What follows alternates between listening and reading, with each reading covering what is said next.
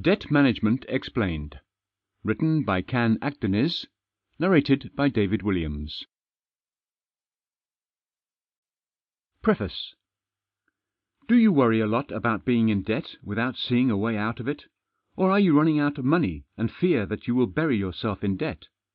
If so, then this guide has been designed to aid you in your climb out of debt and set you on your way to success, stability, and financial security. Know that you are not alone, and that we are here to help you by disclosing strategies and methods of taking back control of your finances.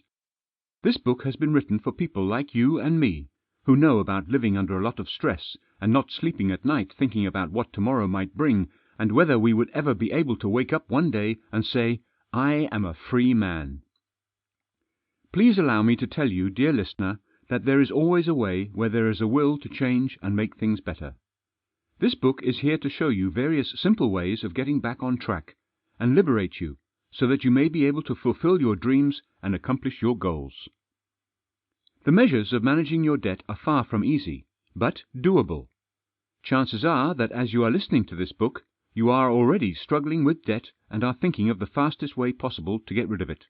But sadly, that will not happen overnight. By following the steps we are about to present, you will surely obtain your financial independence and free yourself from the shackles of debt. The first thing we ought to point out is that most people spend more than they make, which is obviously more than they can afford. We end up owing money to family, friends, and banks because at some point we have lost control and spent money irrationally. Yes, in some cases we simply have to take on a loan or borrow from others in order to make ends meet. But the question always remains, how do I pay it back? How do I get out of debt? Getting out of debt requires, amongst other things, a lot of patience, a good strategy, and in many cases, sacrifices. This book will walk you through the whole process and guide you every step of the way.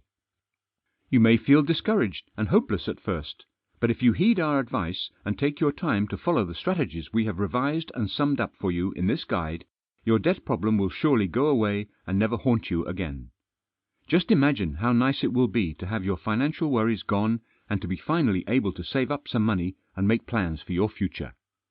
We know how easy it is to get into debt and how hard it is to get out of it, but you needn't despair because we are here to lend a hand, and thus you must know that you are not alone. Introduction. First of all, you should remember that your future is in your hands and that it is up to you to make a change. Life is all about decisions, and by choosing to listen to this book, you have already come one step closer to getting out of debt. But a mere decision is nothing unless your actions back it up, and the first thing we encourage you to do is to leave your credit cards at home, or at least limit your credit's capacity. The temptation to buy unnecessary items with money you do not really have waits at every corner.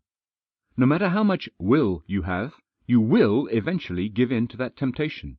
Take the credit card out of your wallet and recklessly buy something that you will later regret purchasing. It is not your fault. We have all done it. We are all human after all, aren't we? Therefore, isn't it safer not to carry around with you that little plastic devil which whispers in your ear? You might think that you need it in your pocket just in case you really need it. For example, if you don't have enough money on you for your groceries. People usually feel safer with that backup in their wallets. But it's really just an illusion.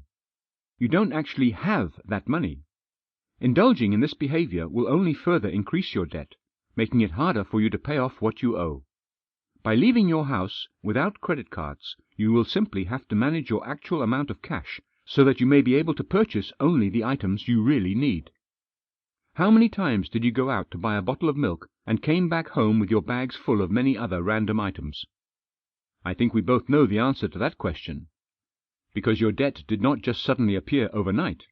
No, your debt accumulated over a longer period of time, and it consists of decorative items, pieces of furniture, appliances, clothes you haven't even worn more than a couple of times, and many other dispensable things. When you think of it, it seems rather silly that you let yourself go crazy on shopping sprees, which led you to this point where you are desperate. Sadly, only realizing this is not enough, because maybe not today, maybe not tomorrow, but one day surely you will give in once more to the temptation. You need to stop spending in order to decrease your debt, and then Sample complete. Ready to continue?